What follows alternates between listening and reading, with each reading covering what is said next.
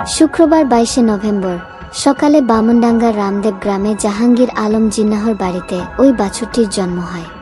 জন্মের পর দেখা যায় বাছুরটির 4টি পা থাকলেও ঘাড়ের কাছে অতিরিক্ত 2টি পা রয়েছে। চিকিৎসক জানিয়েছেন বাছুরটির 6টি পা হলেও সমস্যা নেই, সুস্থ ও স্বাভাবিকভাবেই বেড়ে উঠতে পারবে। গরুর মালিক জাহাঙ্গীর আলম জিন্নাহ বলেন, গাভীটি সকালের দিকে একটি 6 পা বিশিষ্ট বাছুরের জন্ম দেয়। 4টি পা ঠিক জায়গায় থাকলেও ঘাড়ের কাছেও পা রয়েছে। এমন বিরল প্রকৃতির বাছুর জন্ম দেওয়ায় প্রথমে আতঙ্কিত হয়ে পড়ি। পরে চিকিৎসক জানান 6 পা হওয়াতে বাছুরের বেড়ে উঠতে কোনো সমস্যা হবে না। আলহামদুলিল্লাহ, বাছুরটি সুস্থ আছে, স্বাভাবিকভাবে চলাফেরা করছে। উপজেলা প্রাণী সম্পদ কর্মকর্তা ডা.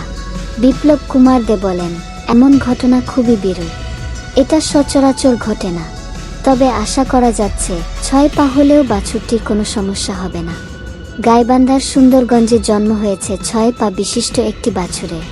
এমন খবর ছড়িয়ে পড়লে এলাকা জুড়ে চাঞ্চল্যের সৃষ্টি হয়েছে। এক নজর বাছুরটি দেখতে উৎসুক জনতা গরুর মালিকের বাড়িতে ভিড় করছেন। জন্মের পর দেখা যায় বাছুরটির 4টি পা থাকলেও ঘাড়ের কাছে অতিরিক্ত 2টি পা রয়েছে। চিকিৎসক জানিয়েছেন বাছুরটির 6টি পা হলেও সমস্যা নেই, সুস্থ ও স্বাভাবিকভাবেই বেড়ে উঠতে পারবে।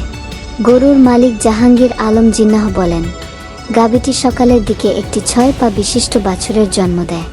4টি পা ঠিক জায়গায় থাকলেও ঘাড়ের কাছেও পা রয়েছে। এমন বিরল প্রকৃতির বাছুর জন্ম দেওয়ায় প্রথমে আতঙ্কিত হয়ে পড়ি।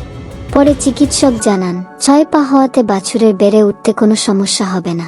আলহামদুলিল্লাহ, বাছুরটি সুস্থ আছে, স্বাভাবিকভাবে চলাফেরা করছে।